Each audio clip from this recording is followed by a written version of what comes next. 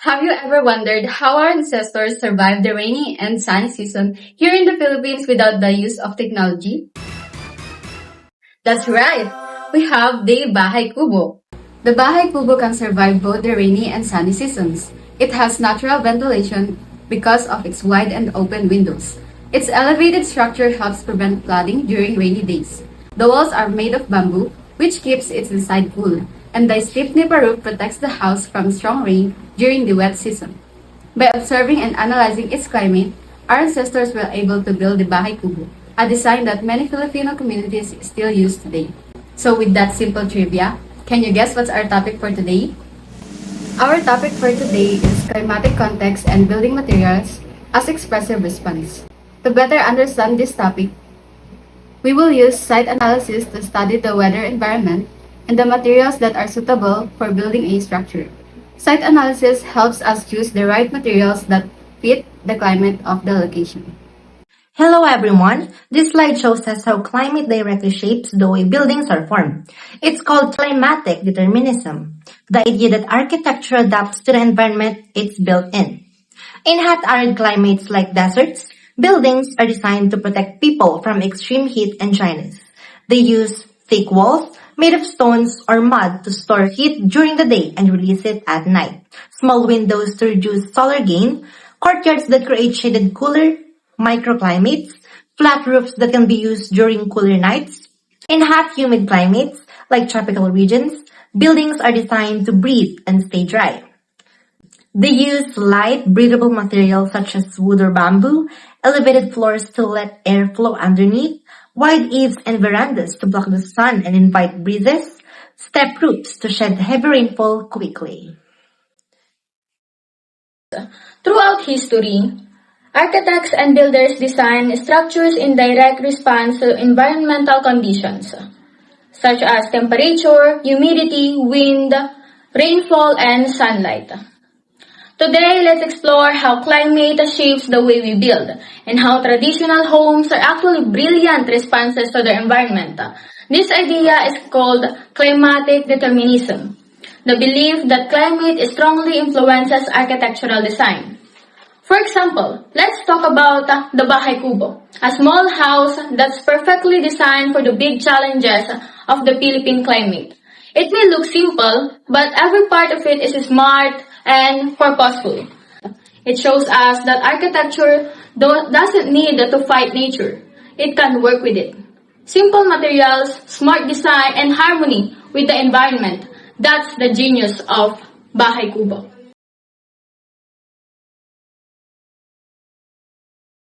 Thermal behavior of materials keeps indoor temperature comfortable in different climates. High thermal mass materials like stone, brick, and rampart soak up heat all day like a big sponge and release it slowly at night. Perfect for hot arid places with big day and night swings, like the thick stone houses in Niaz, Iran, that stays cool inside during desert heat.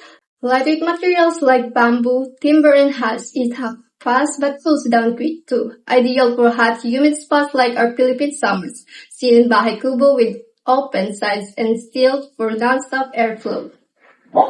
Second, moisture and humidity performance solves problems like mold or rot inside.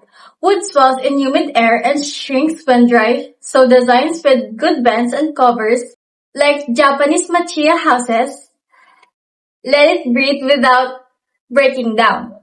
Clay acts like a natural humidity controller, pulling in extra moisture when muggy and giving it back when dry for steady air. Just like African adobe homes, clay acts like a natural humidity controller, pulling in extra moisture when muggy and giving it back when dry for steady air. Just like African adobe homes, while concrete and metal needs shields from rust and heat leaks to avoid damage. Third, renewable and local materials make everything sustainable and strong. They cut pollution from shipping, help local jobs, and fit the climate perfectly since they've been tested there for ages. Like vegan stone houses in the Philippines with thick walls for heat and storms. This choice turns the building into a resilient partner with nature, not a fighter against it. for long-lasting comfort and the greener planet. For the third one, it is a vernacular wisdom and a cultural adaptation. When we say vernacular architecture, it represents a traditional building practices that involves over generation. This includes proper ventilation and insulation. To highlight this, we have first, a climate-responsive vernacular technique, the customs of a building, a daily routes, and a building symbolism. For example, here in the Philippines, we have a bahay kubo. It has a structure of elevated floor for airflow, a nipa and bamboo for ventilation, and a large overhang for sun and rain. Second, from other country, especially at Arctic areas, they have igloos, wherein they use a snow blocks as insulator and wherein they compact a spherical form that minimizes heat loss. For illustration, a igloo from inside is warm but from outside it is cold. It is because a thick bricks that compacted in spherical form prevent the cold from entering the surface inside. That's why it remains cozy and warm for people who's living here.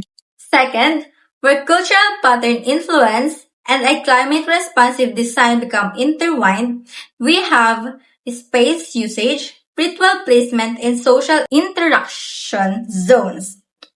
For example, Bahay na Bato. This architectural building was inspired by Spanish, where that during those times where the Philippines is colonized by Spanish people, we adopted their culture, wherein to stabilize the lower part of our home with the stones and the upper with the woods. For ventilation, the stone keeps the lower area of the house cozy with cold breeze to prevent the heat from entering, since a stone has the ability to minimize the heat that is entering inside the building, while the upper area of the house remains warm because of the wood. Expressive use of materials in climatic contexts. Architecture does not only respond to climate, it expresses climate. Material selection affects perception, character, and meaning, while still addressing environmental conditions. And it has four components. First, we have material expression as climate narrative. Materials show how building interacts with its climate. Stone conveys durability in harsh climates. Wood suggests warmth and comfort, and thatch or bamboo expresses lightness suitable for tropical airflow. This creates a visual identity linked to place. Example of this is the Balinese houses in Bali, Indonesia, where their structure involved stone as foundation for stability, use wood for columns, and touch bamboos for lightness for their roof structure. Another component is the texture, color, and craftsmanship. Material expression depends on texture. Or example is rough stone for heat storage, smooth plaster for reflection. Another example is color.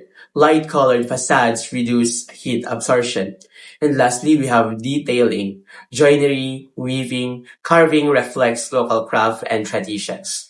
These elements create aesthetic richness while enhancing climate performance. So the third component is the modern architectural interpretation.